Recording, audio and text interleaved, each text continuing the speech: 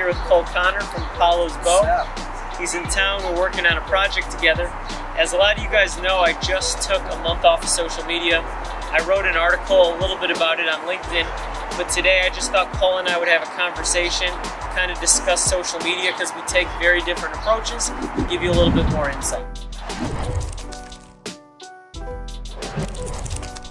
Yeah, so Cole and I were talking earlier about how we use social. Cole, what's your perspective on social media? So for me, I'm an artist, entrepreneur. I have a business called Apollo's Bow. We do photo, video marketing. So it is extremely important to have a good social presence. That's what we do for businesses. That's what we do for ourselves. Right now we have a podcast. I'm a hip-hop artist. We're doing YouTube vlogs and we're traveling the world and doing all these videos. I cannot say enough how draining and hard it is to keep up on social media, but it gives us, if done right, it gives us the freedom to truly create and do what we love and then make money off of it. So it's really important for us to go hard on social media. I don't recommend doing it all the time. I don't recommend getting to a point where you feel like you want to die, literally, because I reached that point myself. It's hard every day to get up and just be, let me take a picture of my food. I just did it at lunch. Take a picture of my food, let me just talk to the camera, let me be on for these people. But really the bottom line is we want to create, we want to spread positivity, but we also want to talk about things that are uncomfortable and aren't necessarily positive so that we can learn from them and grow. And then for us, it's nice to have an outlet that reaches a large number of people sometimes, rather than trying to have all these one-to-one conversations, which is kind of like the route you go, is the one-to-one. That's what we were discussing earlier. Absolutely. And so like a big thing for me, before I started Ruben Digital, a lot of what I did had nothing to do with social. I got into that part of the business because I could build people's websites, and I knew social media was a great organic way to drive traffic and get people who are truly interested in the business to learn more, but get to the website. Personally, I wasn't even on Facebook, Twitter, Instagram, anything in 2014 because I was already over it. And where I struggle today is feeling that extra weight of thinking about, okay, you can go out and specifically create content, but then there's also the people who are like, oh, you don't need to create content, just document. Film all the time and do this and do that and document. That's me. That's me. But to me, it's still all the same thing. It's being one step removed from actually being fully present in life. And that's why I don't like it. And where I was at when I decided I needed a month off, just total transparency, my family life was like pretty much imploding. My parents were going through and just finalized the divorce. My dad had moved down to South Carolina. My sister was moving down to help him after a car accident. And also, all of my family was going through health issues, and I felt like I was the only one who was like sane and trying to keep it all together.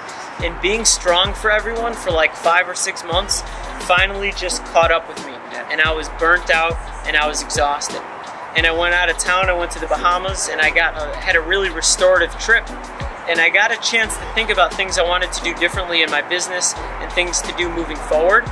And then I said, you know what, now that I'm back, I'll be online, check in with people, and let me just take all of June off. And once I took that time off, I had time to really see what would I want to use these platforms for, and what do I not need these platforms for. And like the biggest thing I'm finally on board with is not having to dominate every platform, and not even having to spend a time on every platform. Like what I like social media for now, Facebook is a personal CRM, nothing more for me. Like, if I want to know about people's birthdays, if I want to know, like, oh, I just met a chick on a dating app, I want to learn a little bit more about her, I'm going to go check her out on Facebook, see if we know the same people. And then also live video. When I go live on Facebook, my friends see it, and it's, yeah. But beyond that, I don't need to scroll those timelines for anything. Like, if something really matters, someone's going to call me or text me, and vice versa. Can I jump in on that? Yeah, please. And like for me, Facebook, it's so funny that you say that. It's because it's become a place where I'm clean on Facebook. Like I don't say anything dirty really, and it's towards people that I actually know locally and family. That's what Facebook has become for us in our business, and for us it's just gone really well. People really like to see the personal side. Things don't have to be quite as polished. I can put different tidbits on different social media. Or I can put different tidbits on Facebook and then put different ones on Instagram to fit, you know, the different people that are on the platform. Well, and that's a good point, is you use each platform differently. Yes, I do. Like, holistically, before I go into what I like about each other platform, if you're following the same people on every platform, you're just getting the same content 4 or 5 times. Exactly. So like, I'm going through and I'm purging a lot of these things. So Facebook is all friends, right? Twitter, that's what I like the most. Basketball, hip-hop, cultural events. Like, I love how there's sub-pockets of like Black Twitter, for example. Like, the first time I actually met the Blackbirds, who are like Twitterers in Chicago, I loved that there was an actual group within Twitter that like acknowledged it, because Black Twitter is such a cultural thing, and like, it's probably my favorite place to be on social media. Instagram I pretty much hate, but I will use for art. So over time, if I unfollow you on Instagram, it's not personal, it's just that you're not making art. And if you're not making art, I don't need to follow it. And then LinkedIn. LinkedIn's still a huge, extremely powerful business tool, but I've really gotten sick of how many people are just dumping content to be LinkedIn creators when they've never actually built anything valuable for the business landscape.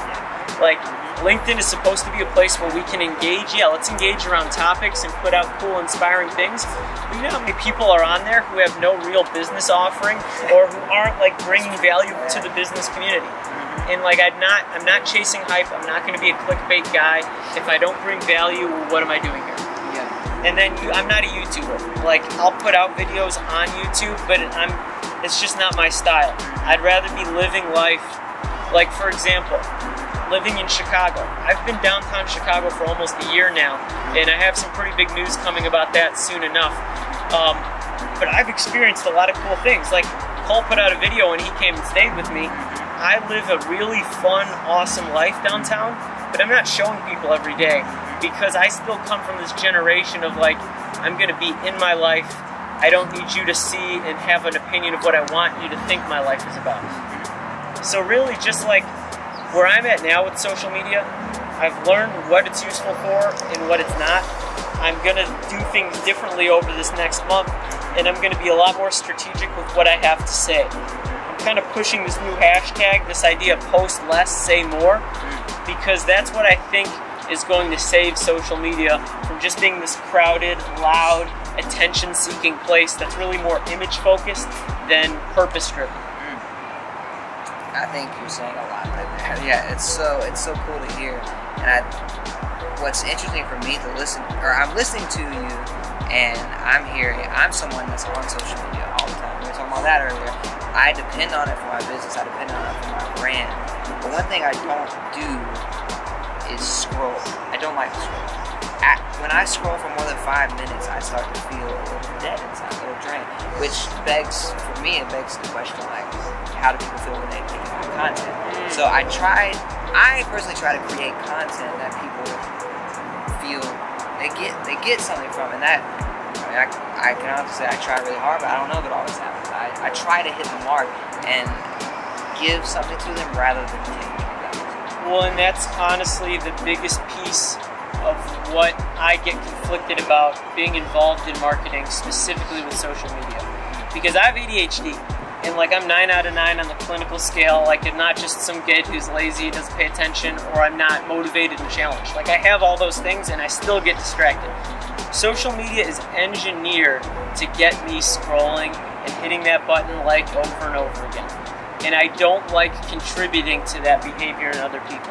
So when we put out content for clients, we try and make it impactful. But at the end of the day, I could wake up one morning and have all the platforms destroyed and I'd be fine.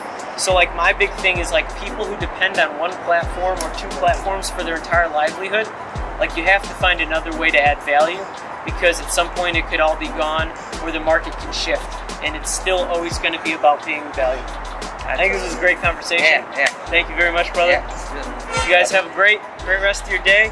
Enjoy your life, and I'll be back when I've got something important to say. Much love.